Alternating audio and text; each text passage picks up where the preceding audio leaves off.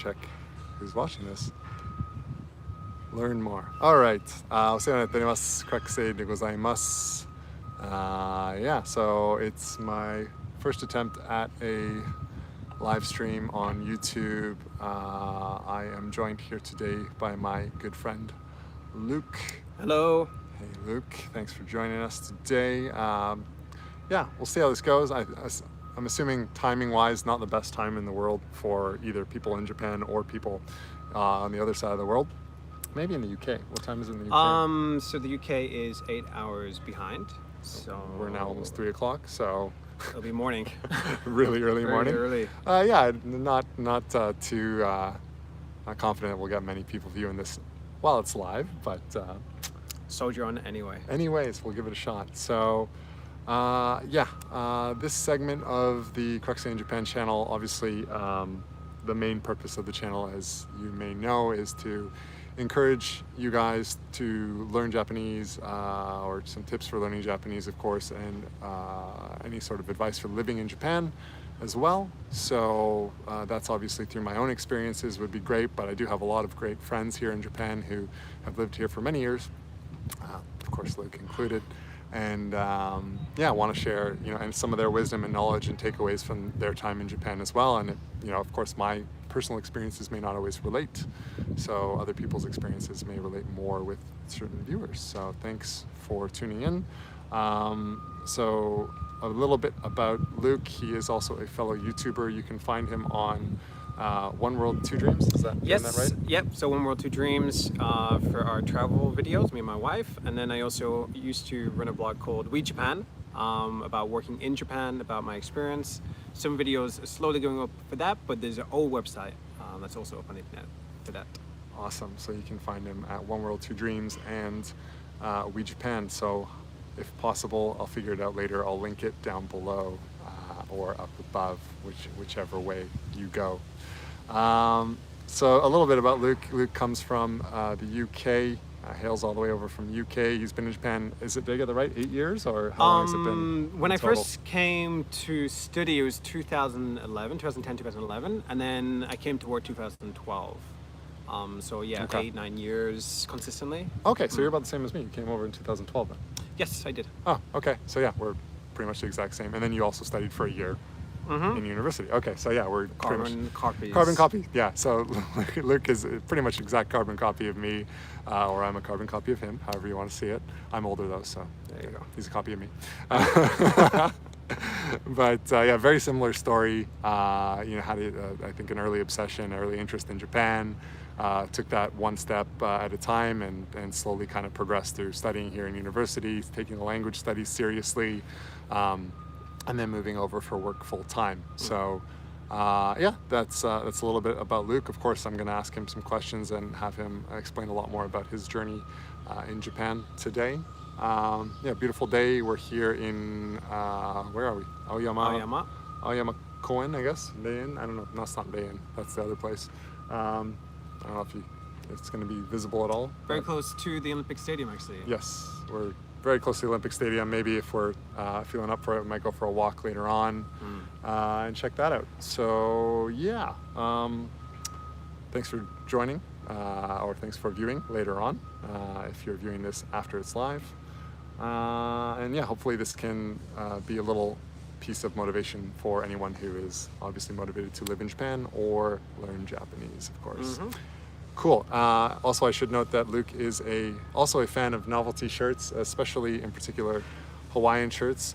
Yes, I am indeed. Unfortunately, no Hawaiian shirt today, Yeah. but this one is from Uniqlo, Pop Shop Tokyo. So I thought I would represent today. Yeah, and I completely failed the mission of wearing my own shirts today. Unfortunately, I'm actually dressed semi-properly today. So yeah, that's my bad. Lesson learned for next time. Anyways, yeah, let's jump right into it. I hope this is recording. I think it is. It says we're live. Yeah, Luke, a little bit about your background. So thanks again for doing this today, and thanks for joining. And yeah, if you don't mind, just letting us know a little bit about yourself, how you became interested in Japan, and how you got here would be great.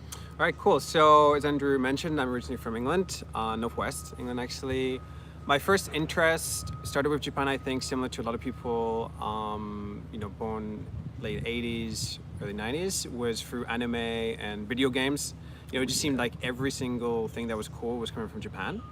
At that time, I didn't really understand, where Japan was, honestly speaking. It was just like, wow, all these things seem to have something in common, and I'm really interested. So the more I dug, and the more I realized just everything was coming from the land of the rising sun. So when I started to actually research and kind of like what is Japan, what's the history, one thing that really got me interested was the language, actually. So the fact that hiragana, katakana, kanji were the written language, it just kind of almost blew my mind that was not a picture, but a everyday used written language. And it was so intricate and elegant that it really inspired me to like, I want to learn how to read this, I want to learn how to write this. Nice.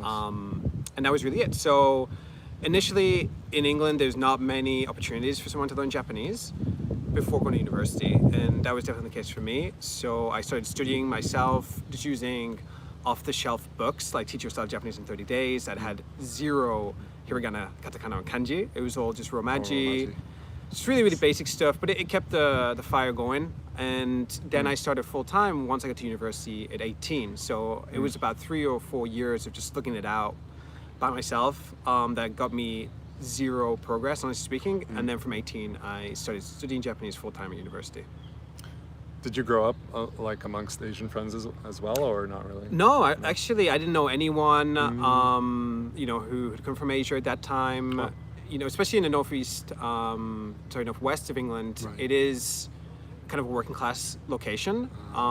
There were a lot of people from, say, India or Pakistan who were working there, definitely in the community. Right. But no, in regards to from Japan. Anyone in Japan or like China, Korea, Yeah, etc. nobody. Interesting. Yeah, quite different. I think in my respect, I grew up around a lot of Asians. One of my best friends was Vietnamese Chinese, and his parents had immigrated to Canada. I was living just up the block from me, and I think similar to you, but I grew up with a lot of things that were directly from Japan, anime, of course, specifically. But I had no idea it was from Japan. Like I just kind of right. I was just like, oh, this is really cool, and I'm at my friend's place and just watching this and. No idea it was from Japan. Just watching it on the old VHS. I don't know if anyone knows what those are, but VCR tapes, and I'm like, what is this stuff? This is so cool. I've never seen it before. Exactly, yeah. It was same for me. It was just pure interest, and then it just so happened to be Japanese, and then that led me down the rabbit hole that is my current love and past love of Japan. And it is a rabbit hole, that's for sure. Yeah. Awesome. Well, thanks for that intro, and obviously letting us know a little bit more about. Oh, we have one person viewing. Hello, one person viewing. Konnichiwa. Thanks for letting us know a little bit about your background. How about, also you kind of mentioned how you started. Oh, and they're gone. Oh, hello, Crexay. We got Dimi Destroyed. Hey, buddy. How are you? Hey, man. Thanks for joining. We had a little bit of an intro to how you started studying Japanese, how you started picking it up yourself, kind of picking up the books yourself, keeping yourself personally motivated. Then you went to university, majored in it. Yes. Right. So I that's really where the story properly starts, I would say, for my language journey, and then for me coming to Japan. So it's a 4-year course that you're able to do in England for university, with one being overseas in the country of Japan. So there's 4 major universities, you could say, at the time. Sheffield University, where I went to, Leeds University, Edinburgh University, and I think it's SOAS, which is in London. In the end, I chose Sheffield.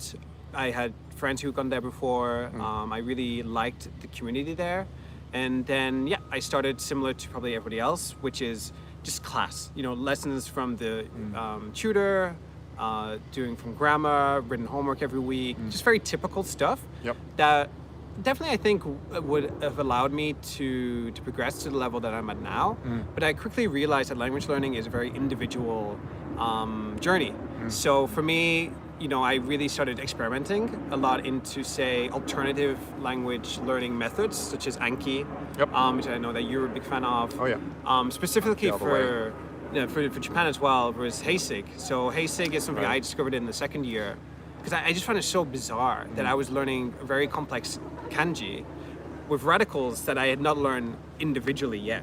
Right. So I'm like, why am I learning this very complex kanji with a portion Okay. that is separate kanji, but I don't know what that is.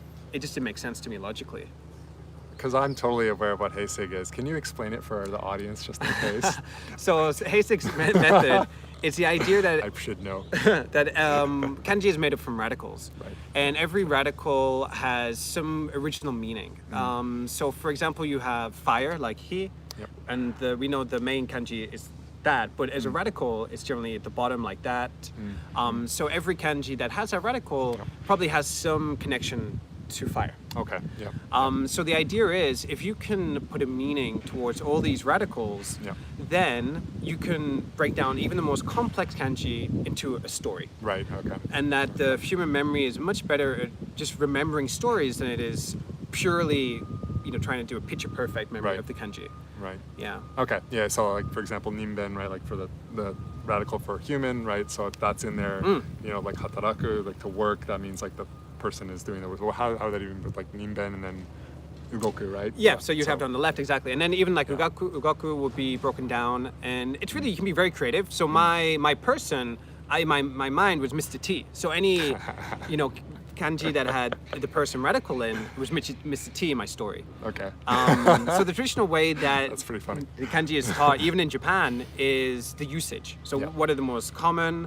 But again, this could be quite a complex kanji. Like to tabiru, it's actually pretty complex. So again, Heisig really breaks it down into a systematic, easy to hard system. So for me, that really accelerated my learning quickly. No, that's a great tip. Yeah, Heisig. Heisig, and then paired that with Anki as well. Paired that with Anki. Okay, sweet. And then, in my opinion, you can break it up. You can learn how to read and write a kanji, learn the meaning of a kanji, and then you can learn the onyomi, kunyomi separately too. I don't think that they necessarily need to be done at the same time. True. Yeah, so that was kind of an eye-opener for me.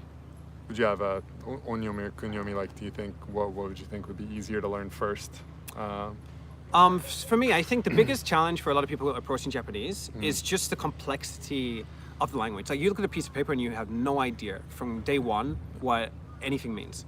And if you learn the English meaning or the general meaning of a kanji in advance, you can get a general gist of what's talking about. Yep. Now, even if you forgot like the reading Actual for reading. shoku or it's tabiru, Yeah. you can still get the meaning. So I think it makes it a lot more approachable. Yep. True. And it also gives you an easier entrance rather than really focusing on just reading and being perfect. Sure. Good point. Thank you. All right. That was kind of my next question. Was kind of any tips for anyone who's kind of struggling, or whether it's struggling with just understanding Japanese or learning kanji, or even just learning kana, for example. But any kind of motivational tips for just sticking with it and being able to stay motivated? Anything that you did in particular? I definitely think consistency is key. Like for myself, there's some people that can study much longer than I can. Actually, I'm not the best endurance kind of learner or in anything in life, actually. But what I can do is kind of show up every day and do that minimum bar of work. And for me, language learning, and I think Anki does this very well, is repetition. So, making sure that you have that time and to put in the work is always really, really key. But one of the things that definitely motivated me and helped me keep my learning going strong was using material for Japanese speakers. Like, not just looking at textbooks or material that is for learners, which is very useful at the beginning. But once you get kind of a little bit maybe 2Q level, like semi middle, like maybe N3, 2 level, at that point, I would definitely recommend using native material.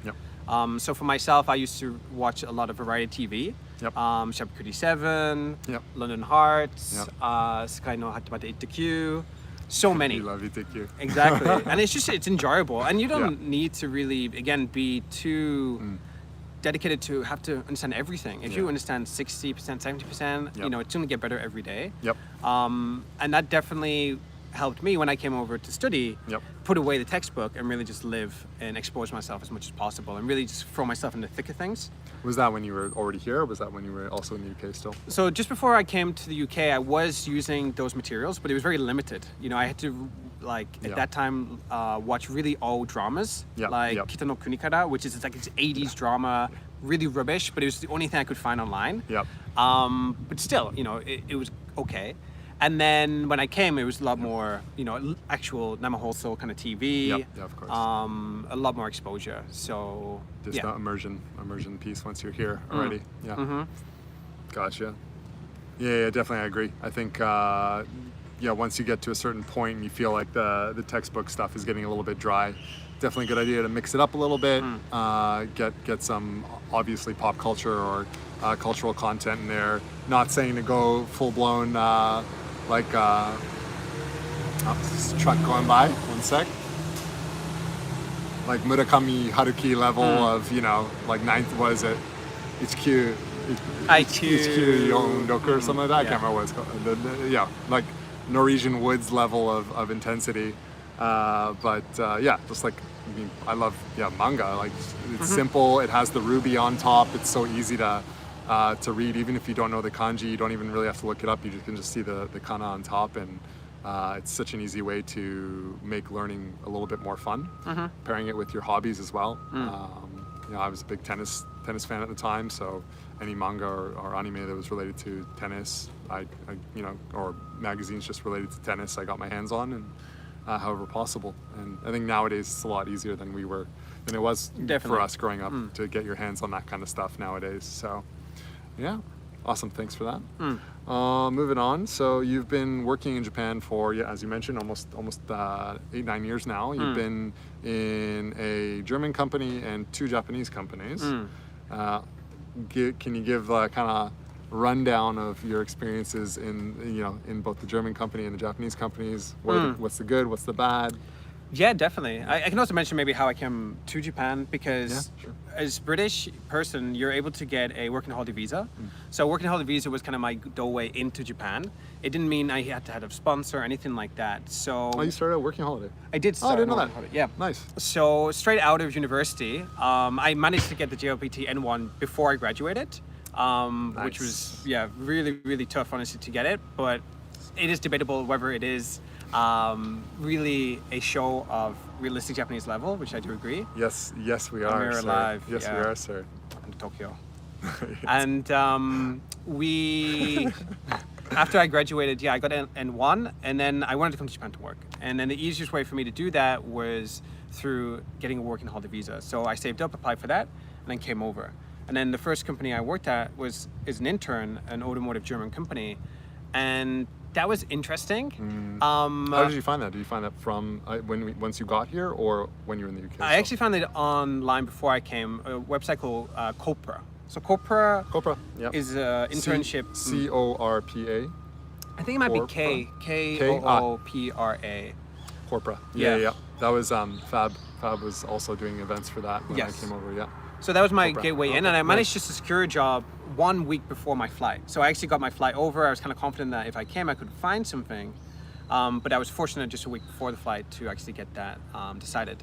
So my big ideal of Japan was what I'd seen in dramas. So, you know, it's kind of like kohai senpai kind of thing. Everybody's going to nomikai. It's like this really idealistic view of Japan working culture.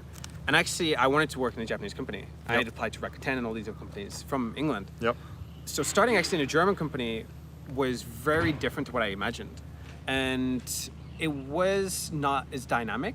I realized that having a job, and you talk about this in some of your videos, in Japan, it's just like having a job in England. It's not that fun. You gotta work. So Damn it. Yeah, right? Just don't get to have these, love, relationships and all this fun and just never working, always going out for drinks. If only that was the case. So I was based in this kind of R&D center that was just very, very dry. It was a very dry place to work. I had the potential to extend, but I did not. I thought I wanted to do shusho katsudo in Japan. So I did still want to have that dream of working in a Japanese company.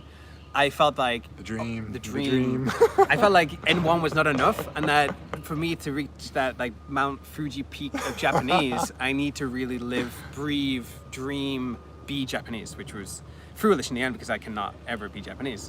So I did do job hunting, and I went to the Korea Forum. So you have the Boston Career Forum. There's Yep. also one in Tokyo. I went there, and that's where I found my next job. And it's an 100-year-old Japanese company. And I was so, again, idealistic. They told me, like, you're going to have maybe 30 to 35 doki. You're going to have something called gashuku. Gashuku is this very Japanese concept. Is when you enter the company, you have a training period because you're not usable. Is a new graduate. You're clean, you're blank slate. You're blank slate. What you learn at university is never going to be useful. So they need to train you from scratch again. Yep. So I entered and I was like, that sounds great. Like, I definitely want to go to this factory in the Inaka with my 30 doki and learn about, all this great stuff. Yeah. So I entered and I quickly realized it was very, very limiting. They literally treat you like a student again. Like, this is how you bow. This is how you take a meishi. This is how you talk. By the way, don't be late for work. Even if you're hungover from a nomikai, show up. So I was just like, wow, this is the real crazy. important stuff. Yeah. And then Very educational. you also enter as a sogo shoku, so like a generalist. Yeah. So there's no speciality. And at the time, I really wanted to do sales. I really enjoyed interacting with people. Again, I love using Japanese, and so I wanted to do sales because I felt that is the pinnacle again of using it. But they were like, no, why you cannot do that? Kakunai Eigyo, our customers will not be happy. So Yeah, that whole thing of like sogo shoku, right? It's just so mind-boggling. Right? Like, you're just literally like I think to most people in Western countries, like just joining a company, you literally don't even have a position. Your position is just generalist, like anything, like whatever the company, like whatever whim they decide for you to do, that's what you're doing. That's crazy.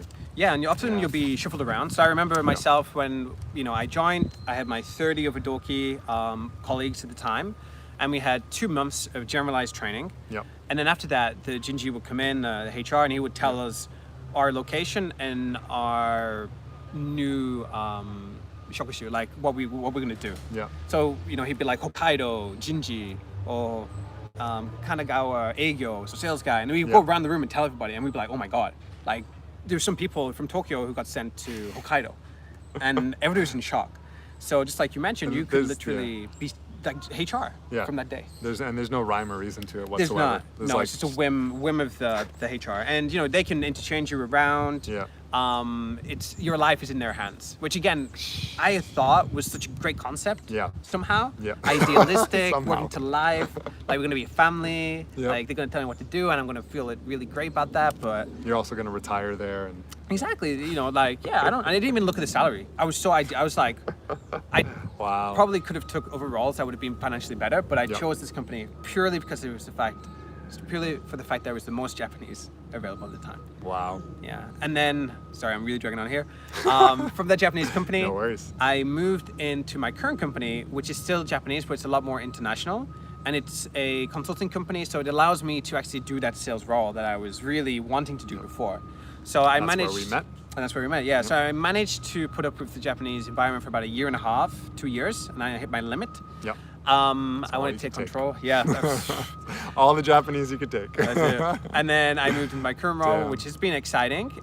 It's definitely given me a lot of opportunity.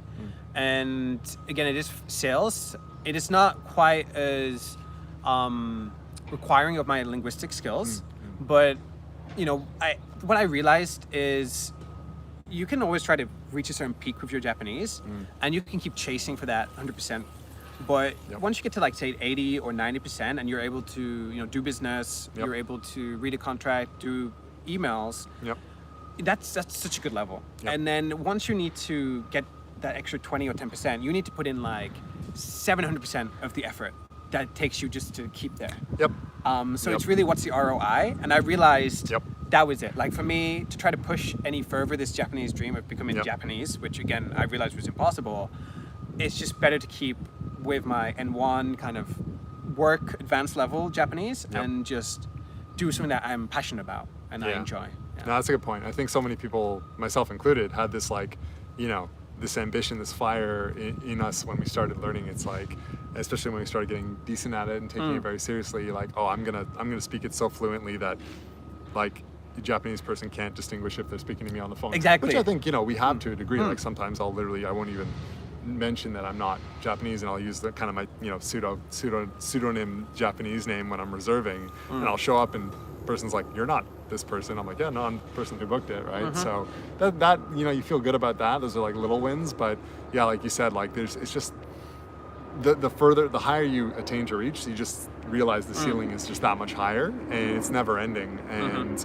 yeah, you gotta be comfortable to not stop. Of course, you always want to continue to learn, right? But be comfortable that this is good enough. Like where I am right now, it's good. I'm happy with it. I'm confident with it, and just operate at that level confidently before you continue chasing this kind of really nonsensical, stupid dream, because it's like to speak so ridiculously fluently that it's like, okay, you let's say you could have done that. You could have stuck with that company.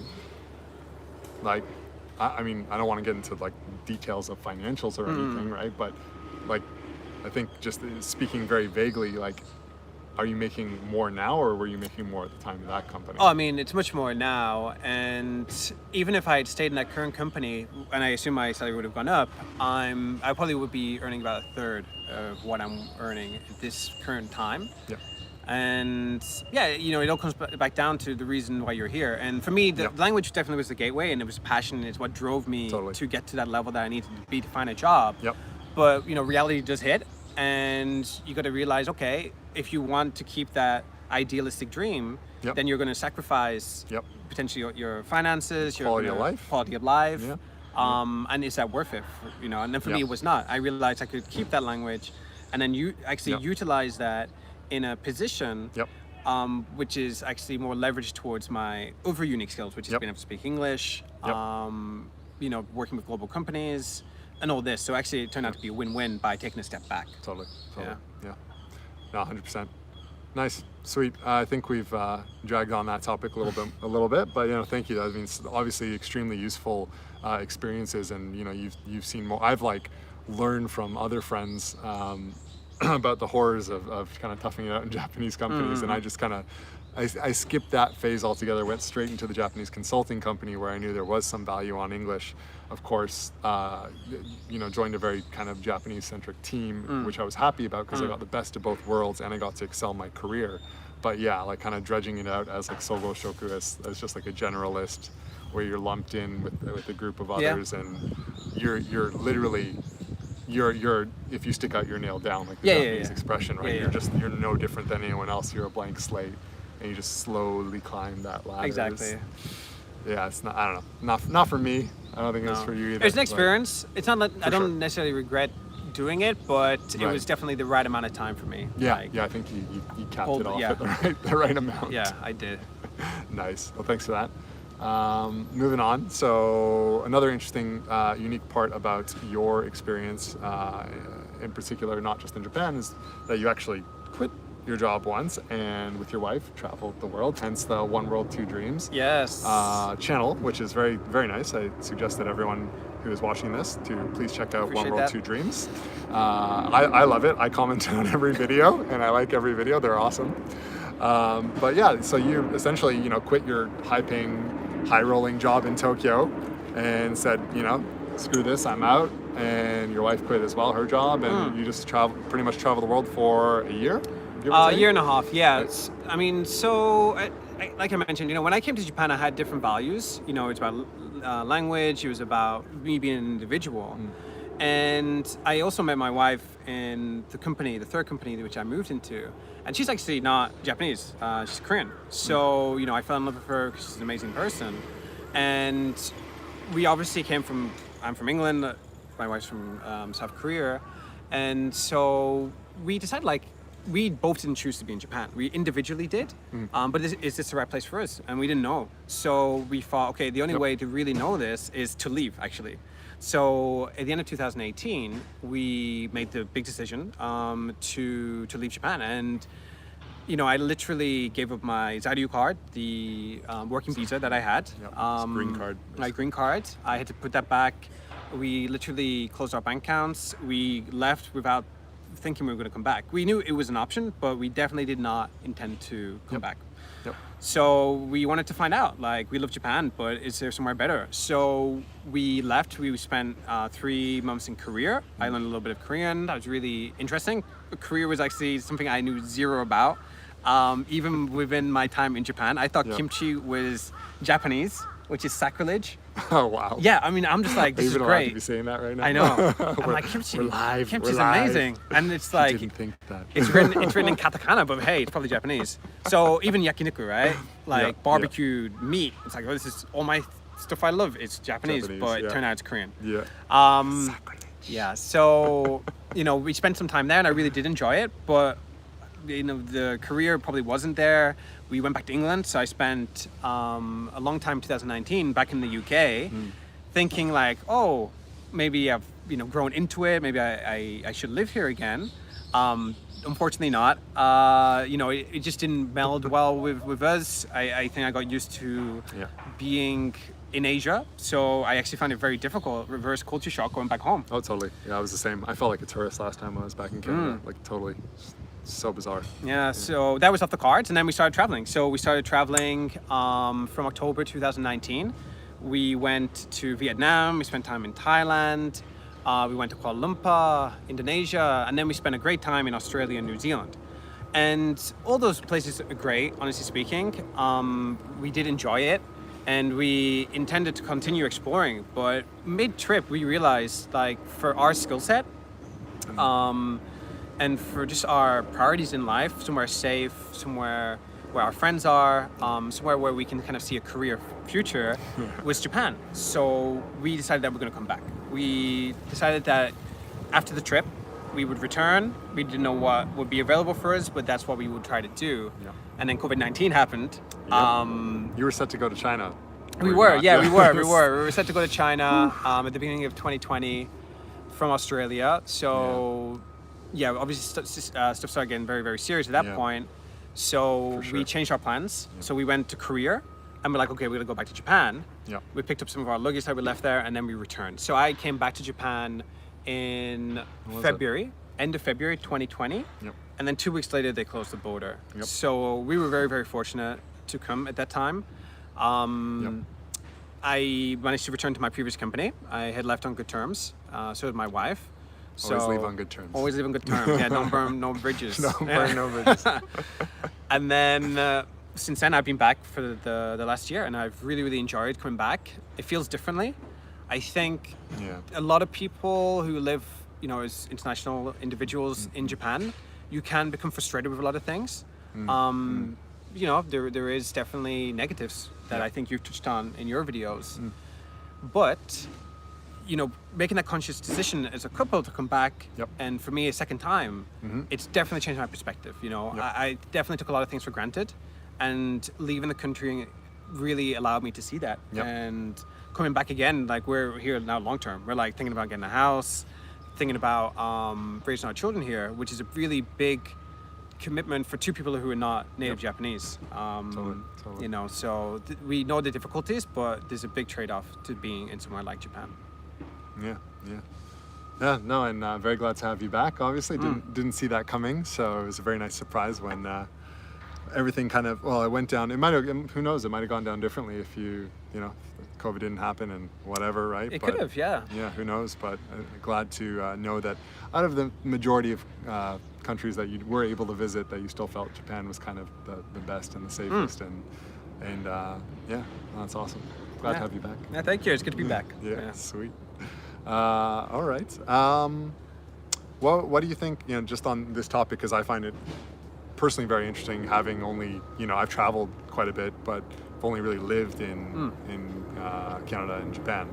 What do you feel was like your biggest takeaway of that whole journey, and what was your biggest kind of personal learning experience, or your biggest learning experience as a couple even? I guess, like, comfort is a very individual thing. So, I went back to the UK and my mind told me, like, I'm going to be comfortable here. Like, I'm not going to be struggling with the language. Right. I get along easier. I just don't have all these difficulties. Yep. But I was actually uncomfortable. Like, ironically, it was the culture or it was expectations. There was so many things that made me uncomfortable, and it wasn't because of the country. And when I was living in Japan, I was like, oh, it's because it's Japan, I'm comfortable. Like, I don't like this. Right. And I put a lot of blame on external things. Right. But I realized the majority is actually internal. Right. Yeah. So that was the same with different countries too. Like there's some countries that my mind was like, I want to live being here. Yep. I was really excited to go to Kuala Lumpur. Yep. But it was a little bit different to what I What expected. you expected. So again, I think it's just that, like, until you do it, you don't know. Yep. Yep. Which is such a cop out in a way, but Sure. it just means like the That's grass true. isn't always greener on the other side. Yep. And I think that really, me leaving again Yep. and experience things, Yep. made me appreciate more the small things and what I enjoy. And Nice. again, I think Japan is a great place. It's safe. People are really, really Yeah. good. There's a Yeah. lot of opportunity here as an international individual, especially Yep. right now for work. And Totally. yeah, I mean, there's bad things too, but there's Yeah. bad things everywhere, Yeah. unfortunately. No, seriously. I think you hit the nail on the head there, right? It's like no matter where you are, it's subjective to you as an individual, and it's like not because it's Japan or because it's the UK or because it's Canada that it's good or bad. It's how do you as an individual interface with that, and what is the best for you as a person, right? And understanding that, you can only, like you said, you can only really do it once you've been there and done it and seen it. I mean, of course you can. Hyena. Hello. Hyena. Thanks for joining. You can only really do it, know it once you've done it yourself, right? So it's extremely valuable. Thanks for that. You can of course learn through others vicariously, as our kind viewers are doing right now, maybe. Yeah, feel free to interact if you have any questions or anything you want to know. Yeah. Actually, Comment. I think that's pretty much it for the questions to you, Luke. And any questions from the audience? Any you guys who are viewing? Is kindly 3 of you. I think it says 3, which is quite generous. For first time, just trying it out. Any questions from you guys? Cool. If not, I'll ask some questions to Luke. I've prepared a couple. I hope that Don't be shy. Don't be shy. Don't be shy. Hyena sounds familiar. All right. What's your favorite Japanese word, Luke? Word. I should be prepared for this, eh? Hold on. We got a question. Learning from you for 13 years. Oh wow, kind of wild. No, that is wild, dude. That is amazing. Thank you. Wow, nice. Yeah, that's thank you. That's kind of what big motivating factor for me getting back on this YouTube game, as well as just kind of making the videos, putting them out there for comments like that. So thank you so much. I really appreciate that. That's huge. Thank you. Any questions, man? Anything you want to know? Anything on your mind? Likewise, glad I'm back too. Really appreciate, and I'm glad you're still following me after 13 years. loyal. That's an eternity, man. Jeez, trooper. I salute you. That's awesome. Thanks so much. All right. Yeah. Well, if you have any questions, feel free to ask, man. Here for all your Japanese learning or Japan living needs as necessary. Hi, Hyena. Thank you. 안녕하세요. Why don't you impress her with your Korean? I'm assuming she's Korean. 네, 안녕하세요. 저는 루크라고 합니다. 만나서 반갑습니다. See? Hopefully I did not say anything too bad. It's better than what I would have done, because you know what I can say in Korean, and it's not that pretty. It's only the bad words. 어서고이. 감사합니다. クラクセさん、これから楽しみにしていますよ。ありがとうございま。ありがとうございますいつもありがとうございます。世話になっております。これからも頑張りたいと思います。よろしくお願いします。お願いします。韓国喋れます。喋れます。So, yep. Sweet. Oh wow, this is actually kind of fun. It is. It's interactive. I'm enjoying this. It's very, very. It's pretty cool. enjoyable. This is pretty cool. Yeah. Sweet. All right. I hope the background noise isn't too annoying for you guys. They're doing a bunch of construction for the Olympics. Yes. It seems like a lot of people kind of running around, and had quite a few people passing by and whatnot. But we're just kind of set up on a bench over here, Social chilling out. distancing, of course. Of course, being safe. It's a really nice spot. Oh, sweet. Thanks. That's good to Jimmy. hear. Good to hear that. Cheers. Yeah, and it's like they really like this. This place is great for running and whatnot. Oh, Soul was saying. 遊びに来て. 갈게요. Sweet. Yeah, this is just a nice spot. Awesome. Yeah, we were going to set up in another place, but half the stuff is closed off here because of the Olympics. Did you? Yeah. So I mean, yeah, put you on the spot. I thought you'd have thought of some things, but I mean, yeah, let's put you on the spot. Okay, favorite Japanese Favorite word. word. I don't even know if I know my favorite Japanese word. Yabayo. It's not that, even though I do like that word. Yabai. I don't know why it keeps pointing in my head. とりあえず. とりあえず. とりあえず. I think it's one of those, like, there's a word that is better to be said in Japanese than it is in English. And for me, like, とりあえず is one of those. It's like so easy, just, it's like so short to say and it can mean so much. Yeah. Like, well, you know, what are you going to do? Yeah. とりあえず. とりあえず. It's just like, yeah, for now. For Just now. Like, just take it easy for Yeah, now. right? Why just, let's not put any pressure on it. Just for now. とりあえず. とりあえず. とりあえず biru is the best phrase probably in the Japanese language. That's Yeah, true. yeah. Exactly. Nomikai is like とりあえず. とりあえず. Namabiru. Thanks, Dimi, for the question. I hope I'm getting your name right, by the way. So the question was, can we touch on anything around difficulties finding a place to rent? I think it was for non-Japanese, for foreign residents. Let me see here. Yeah. Oh, how do I? Oh, what am I doing? So yeah, for renting, it can be challenging. So Stories I hear about how hard it is to find a place to rent. Yeah. It's tough. I think. Yeah. Sorry. Did you want to field it? Yeah, go for it. yeah, I mean, definitely if you go to a Fudosan, so a real estate agency, right now there is a lot more bukken or apartments that have a very clear black and white if it is available to rent for a non-native Japanese. So just being very upfront from the beginning about your needs, and then they'll be able to give you the right introductions, but they are limiting. And what I find, I mean, this is really unfortunate, but they'll have different categories of what a foreigner is. So what I mean by that, and again, this is not me, this is the Fudosan, but if you're, say, from Europe or from America, you're actually able to rent certain places that they don't rent to, say, someone from other countries. So they can be a little bit picky on who they will allow you to rent that apartment. So yeah, just being able to speak with the Fudosan, the real estate person directly. Or there is some solutions that are specifically tailored for foreigners, but they generally tend to be more expensive. Yep.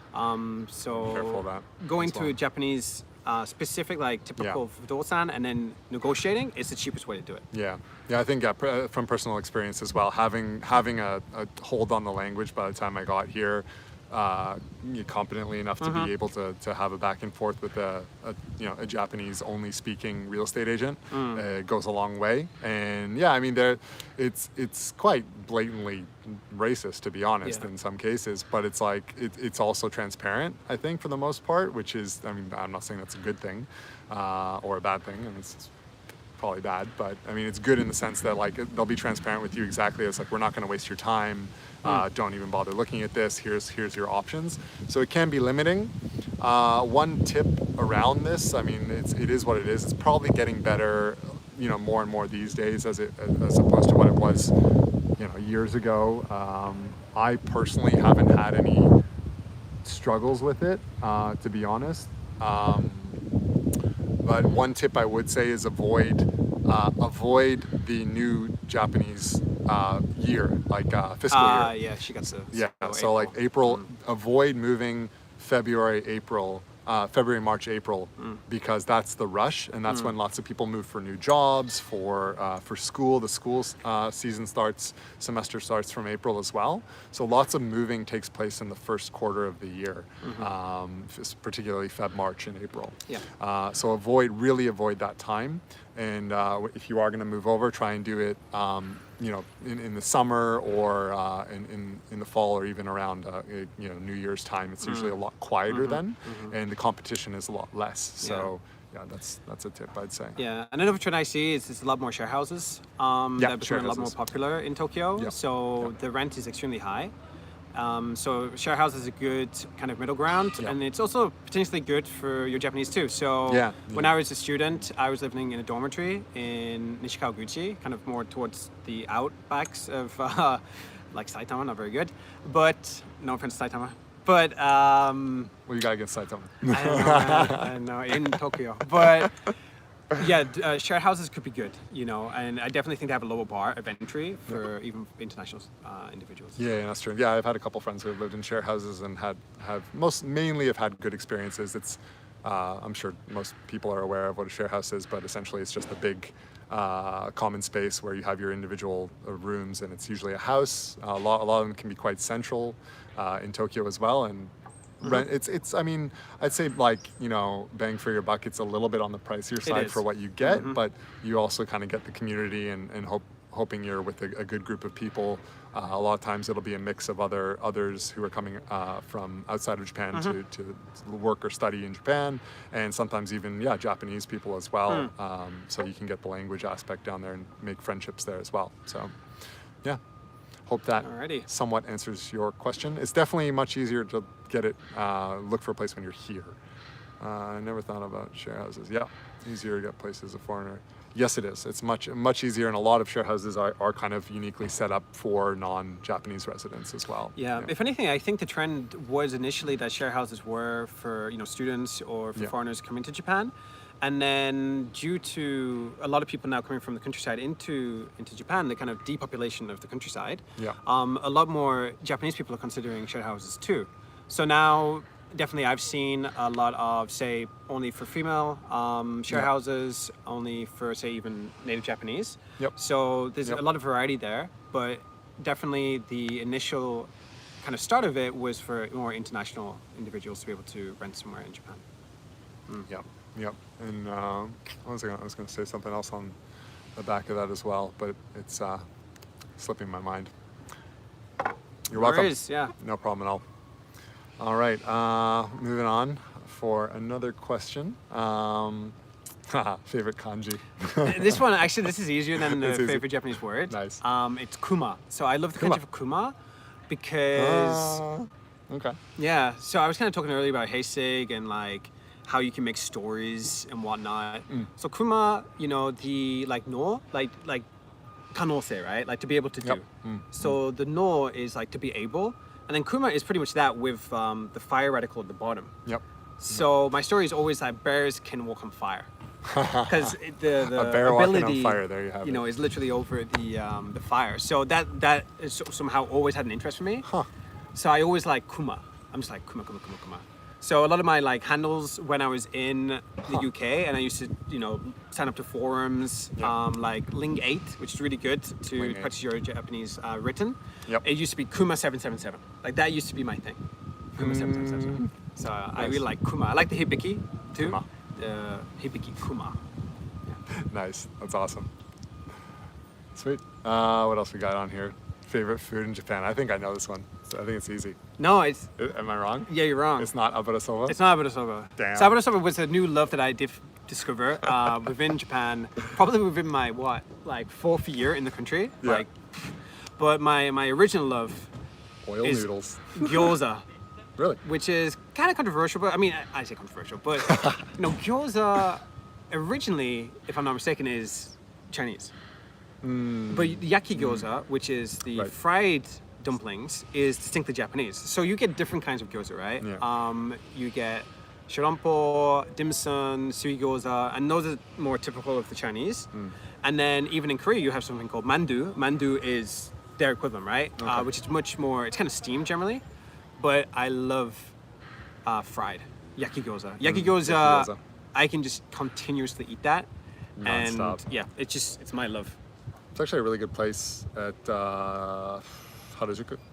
It's like right on the back street of Omotesando. Oh, really?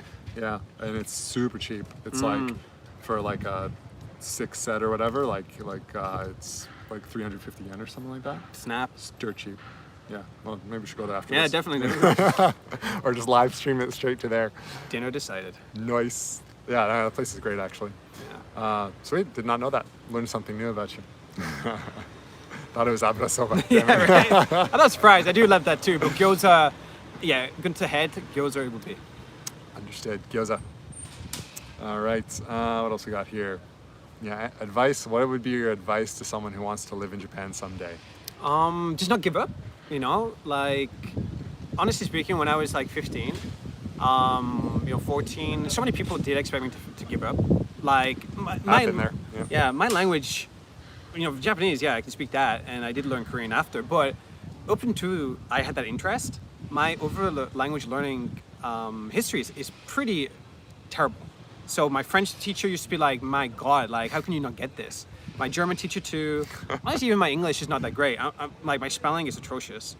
So for me at that time at school to be like, I'm going to learn Japanese, I was like, wait, what? Like, you can't even do these simple European languages. Like, you ain't got a chance in hell.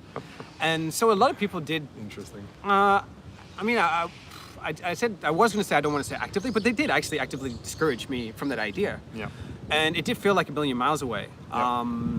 Oh, yeah. But I just knew that, like, other people have done it. I think that's the key message that really got me through. Is other people have been in my situation, or even in a better situation or worse situation, and they've managed to come to Japan, they've managed to be successful there. Yep. And I knew, like, if they could do it, why not me? And I think that was really it. Like, Yep. Me and Andrew are obviously an example of this, but there's people who have probably done maybe what you want to do, or if you want to do more than what we've done, there's other people who have done more amazing than we have in Japan as well. Yep. Oh, yeah. But they're just human beings, They get up in the morning, they have 24 hours in the day. 24 hours. Exactly. So for me, that is always the thing. It's just never give up. Yeah. And to realize that, other people have done it and there's no reason you can't do it too. Yeah. Very, very good advice, and I would add, don't compare on top of that as well. Comparison is the dirt worst. All it does is beat yourself up on it. Of course, there's, as Luke said, there's always going to be someone better than you. There's going to be people worse than you, but you're never going to look at those people who are below you and be like, oh, well, I'm so much. If you are, that's a problem. You shouldn't be doing that. That's mean. Don't do that.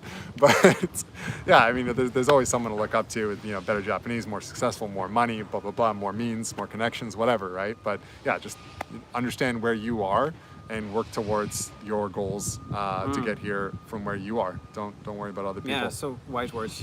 Yeah, only compare yourself with yourself from yesterday. Exactly. Yeah, just try and be better than what you were yesterday, and utilize the time you got. That's all you can do. And and before you know it, you'll get here. Yeah, for sure. I like to compare it to golf. Like I'm a golfer as well, and like on the golf course, like it seems so far away. Like when you're shooting this little tiny ball into a hole that's however many yards away, a couple hundred, 400, 500, not 600, usually 500 yards away, and you're kind of like, oh, that looks so far, it looks so unobtainable. But then when you actually get there and you sink it in the hole, you look back and you're like, actually, that wasn't so far. When I come to think about it, like it was actually a lot closer than I thought, and it didn't take as much effort as I thought. That's if you're a decent golfer, which I'm okay. But I'm not. Yeah, we'll work on that. We're supposed to go to the golf range after that, but it's also closed because of the Olympics. So maybe another time. Next year. Luke's golf lessons will resume one day.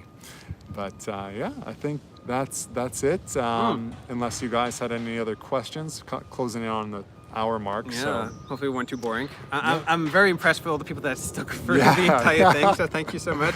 Likewise, yeah, no, thank you. And this was a lot of fun. Actually, I enjoyed it quite a bit. This was more fun than I had expected it to be. And thank you again for those who had joined, and hope to do it again soon. Hope you got value out of it. As always, of course, like, comment, subscribe, do whatever it is you guys do. And yeah, we're going to enjoy some food indeed. Thanks, man. So, we will do. Thanks for staying. All right. Until next time, guys. Peace out. Cheers. Have a great one. Bye.